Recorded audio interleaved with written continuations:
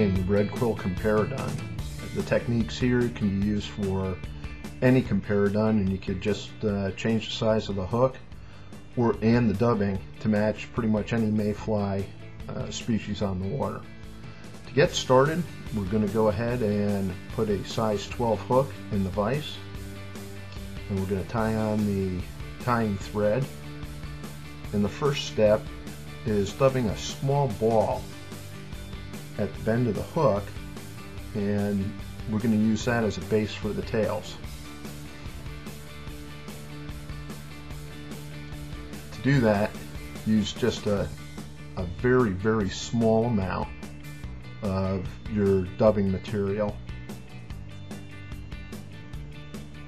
And what you want to do is you want to spin that on, and again, just a very tiny amount and very, very tight.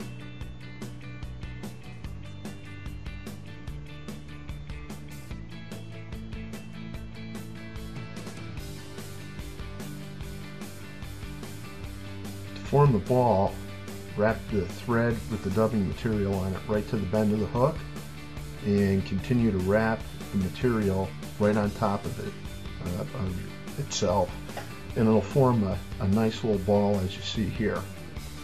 Don't make a whole lot of wraps in front of the dubbing ball. You want to have that bump there to raise up the tails and help separate them. The tails are going to be 4 medium done microfivets. The microfivets should be, or the tail should be, the length of the shank of the hook. You want to position the tail material right in front of the ball. Use a nice soft loop and cinch that down nice and tight. Give it a couple of wraps, and then push it up to separate the tail material, and then do a figure 8 in front of the tail, come up underneath on the other side, and that'll split your tail into about a 45-degree angle from the shank of the hook. Once those are positioned nicely, go ahead and clip off the excess material and wind your thread back to the point where we tied it in initially. This is going to be where we're going to put the deer hair wing. You see where I tied in, I use this as a gauge to properly proportion the fly. If you do that, it gives you some markers on the hook. I use coastal deer hair. It's a finer deer hair, and I use about the size of a matchstick, maybe a little bit heavier for the larger size hooks. And we're going to go ahead and comb out the under fur, and then use the hair stacker to align the tips. Give that a couple of taps, and all your ends are nice and neat and aligned. The wing should be the length of the shank of the hook, and we're going to tie that right in where we ended our thread. We're going to put a couple of soft loops on here, and you want to make this nice and tight. A lot of the guys that I talk to around the fly tying table have the issue with the deer hair slipping, and this is one technique that I use to keep it from moving.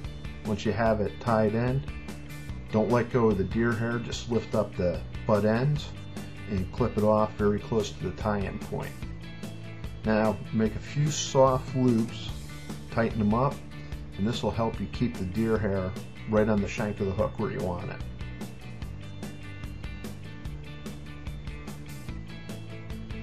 Might need to preen some of those fibers forward a little bit. Wind it on nice and tight. And you don't want a whole lot of bulk here. You want to keep the body of the fly nice and narrow. If you look at the naturals, they have a very narrow body.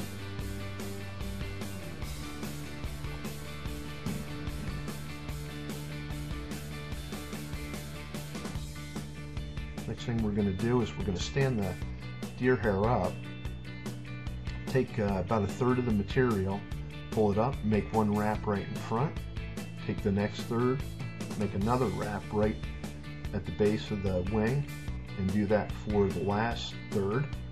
Make a wrap there, and you'll see that that'll stand that deer hair right up. Wind your thread right behind the wing and about mid-shank of the hook, and then we'll start to dub on the body. We're using the same material that we used to dub the ball at the bend of the hook to separate the tails. And again, use just a little bit of material. You want to have enough on there to create the body of the fly, but it should be a very, very narrow body. You want to dub that on or spin that on nice and tight. And once you have that done, you can wind your thread right back to the base of the tails. And as you do that, you want to be careful not to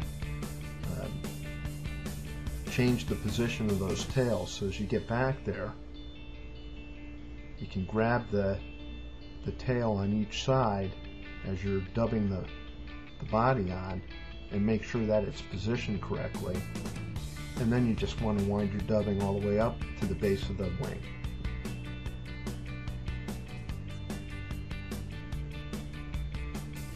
Once you get to the base of the wing, grab that wing and stand it up. And make a nice tight wrap right down at the base of the wing. Here I need to put a little bit more material on. At the base of the wing, you want to make a little bump there. You want to build it up just a little bit, and that'll help keep the wing upright as you fish it.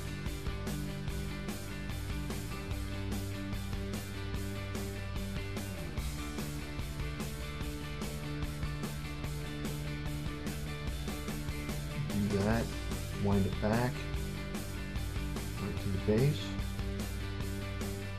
and then forward to finish the head of the fly. At this point, you're pretty much all done with the fly. You can just go ahead and whip finish it.